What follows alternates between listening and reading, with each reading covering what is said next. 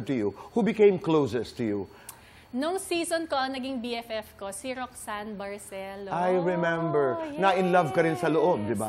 Yes. gusto ko naman yung, yes. Hindi na maide-deny. Parang, nai-upload na sa mga napanood social media. yan ng lahat. But what was that, Biang? Halimbawa, that was an emotional experience. That was an emotional journey. After the season, what happened? Tito Boy, you were there. I know. Pagkatapos ng big night, umiiyak po ako kay Tito Boy hanggang 5 a.m. yata tayo. Parang ganon?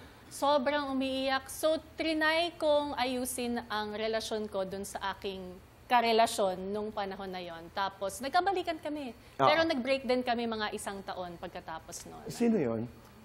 Si Derek Lino, Tito Ah, Boy. yeah. Yes. Okay. Oo, pero okay, naayos, pero... Naayos, tapos mga 1 taon, tapos nag-break na talaga kami. Oo. Pero good terms kami noon hanggang ngayon. How did